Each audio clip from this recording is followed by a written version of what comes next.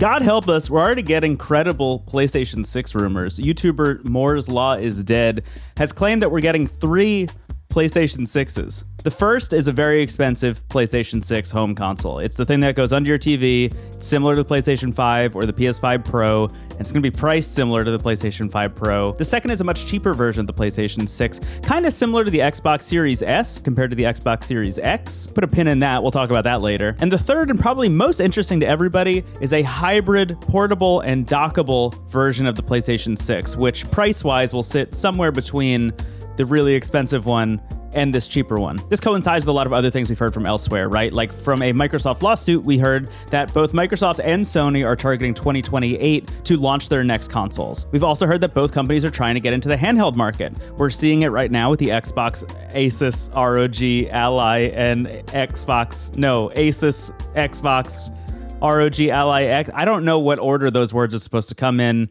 Horrible naming.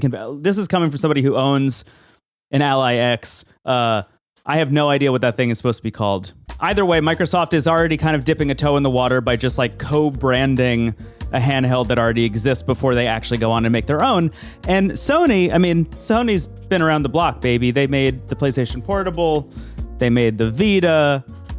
I don't have a PlayStation Portal. Wouldn't it be great if I could also pick up a PlayStation Portal here? I never really wanted a PlayStation Portal, if I'm being honest. But anyway, they've been here before. They've done this. But the era that birthed these two bad boys is very different from the era of handhelds that we're in right now. Because every handheld that comes out right now looks like this. It's a big, chunky handheld PC. If you saw my other video about how every handheld is portable but not pocketable, you know how I feel about this. Things like the Nintendo Switch and the Steam Deck have pushed consumer expectation to the point where it feels like every single game needs to be playable on every single device.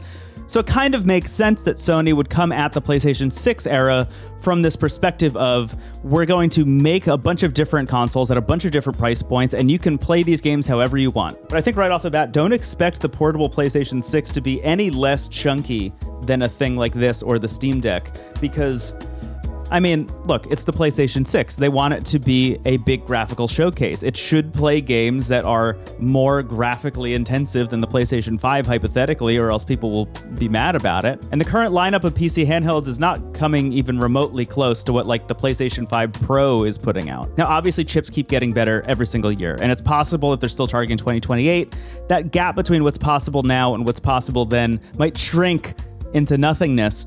But I still think we're going to get a big chunky boy for the PlayStation 6. What I'm most curious about, though, when it comes to the power of the PlayStation 6, the portable version in particular, is how powerful it'll be handheld versus docked. An interesting trick that the Nintendo Switch 2 is pulling is that when you plug it into the dock, it is technically more powerful, but that's not because of anything specific that the dock is doing beyond just providing more consistent power to the Switch 2. I'm not going to bore you with what TDP is, but when you're playing the Nintendo Switch 2 in handheld mode, it's not running at its full operating power because it's trying to conserve battery, because it wants the battery life to be as long as possible. When you plug it into a dock, you don't have to worry about that because it's plugged directly into a USB-C port, and that USB-C port is plugged into the wall, which means it's getting more power more consistently, and then it can basically fire on all cylinders. Those of you with PC handhelds like the Steam Deck or the ROG Ally X might know about the TDP slider, and that if you have it plugged into an adapter or a dock or something and plugged into your TV or your monitor or whatever, you can bump that TDP up because, again, it's getting more consistent power. That means that it can output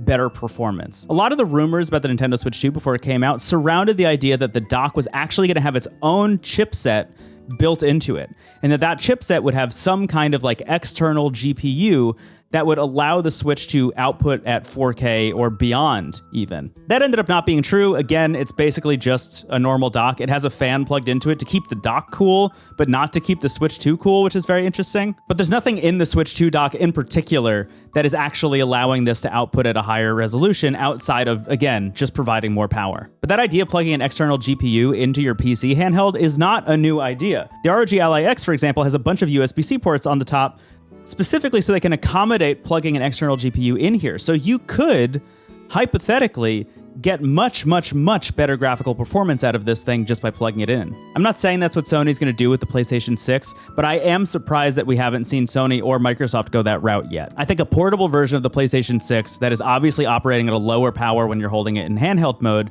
but when you plug it into their dock, the dock has some kind of onboard GPU that allows it to bump up to the home console version of the PlayStation 6 in terms of its graphical fidelity, that makes a lot of sense to me. What doesn't make sense, though, is that if that's true, then the speculated price points from the Moore's Law is Dead video, it doesn't really match up. Because if the tiered pricing is home console plugged-in version of the PlayStation 6, portable version of the PlayStation 6 with a dock, and then this like light version, this Xbox Series S version of the PlayStation 6, in terms of price, having a device with a screen, a battery, and all of this stuff, and then an external GPU in the dock would probably be more expensive than just buying the home console version, realistically. Unless there's some kind of upgraded dock you can buy. But that would be very confusing. Which I think leads me to my bigger idea here, which is that this is very confusing. Having 3 different versions of the PlayStation 6, I don't know if that's a good idea. And you need to look no further than the Xbox Series X and S situation, right? The Xbox Series X, decent console, people seem to like it. The Xbox Series S, when it came out, much cheaper, much more affordable, made video games a hobby that is getting increasingly expensive, a little bit cheaper and a little bit more approachable to a lot of people. But over time, as the generation has gone on, we've seen that the Series S has been holding back a lot of developers. In the beginning of this console generation, we saw Xbox was demanding that any game that came out for the Xbox Series X also needed to be playable on the Series S. Eventually, they needed to bail on that. Larian Studios said they weren't able to get Baldur's Gate 3 running in split-screen multiplayer on the Series S in a way that was like serviceable. So eventually Microsoft started giving specific exceptions to certain developers saying, hey, you don't need to target the Series S if you don't want to. Which is a bummer if you're a person who invested in this console lifecycle with the Series S. I thought the Series S was a good idea at the beginning because it allowed people to buy the PlayStation 5 and eventually maybe also get a Series S if they wanted to and experience the best of both worlds. But at this point, that's not really an option. People are just going to choose the PS5 or the Xbox Series X, and that's probably going to be it. And look, I don't think consumers are idiots. I think they'll be able to look at 3 different products and understand the difference between them. I just think it's not great on the back end for Sony and for developers. Look no further than the PlayStation Vita if you want to know what I'm talking about. The Vita is an amazing handheld. It's, in my opinion, one of the best ever made, but it got absolutely bodied by Sony not committing to it. The Vita came out around the same time as the PlayStation 4, and Sony needed to divert all of their resources to making sure that the PlayStation 4 was successful, which meant taking a lot of resources away from the PlayStation Vita until eventually this thing just kind of withered and died on the vine. And while I do think there's a difference between what we're talking about with the PlayStation 6 and also, what was happening with the PSP and the PlayStation Vita era where they had developers making games specifically for these consoles, I do think there's something to be said about the fact that all of these developers, all of these first-party developers and third-party developers are going to need to be targeting different specifications for all 3 versions of the PlayStation 6. Again, historically, that hasn't worked very well for Sony, and I'm curious to see if they have some kind of thought process as to how it will work better this time around. The only thing I can think of, and let me know in the comments if you have a better idea here, but Sony has also been porting most of their stuff to PC recently. Both Sony and Microsoft have gone through this slow gradient of turning into video game publishers where games will come out on their platforms first, but then come out on PC later.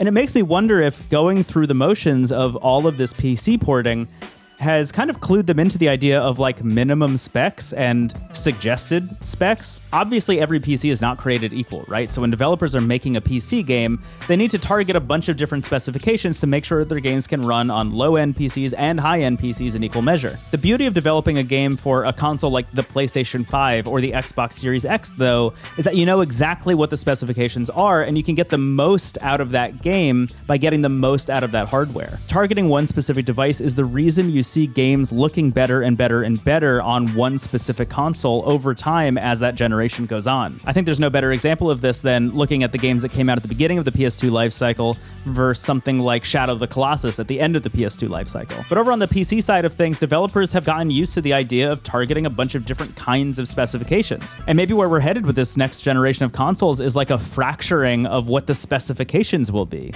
Maybe it'll be more like PC. And look, I don't know how true this rumor is going to be in the end, but it's not too surprising to hear that PlayStation is working on a handheld. We already know that Xbox is working on a handheld. The Nintendo Switch is selling gangbusters. The PC handheld market is continuing to heat up.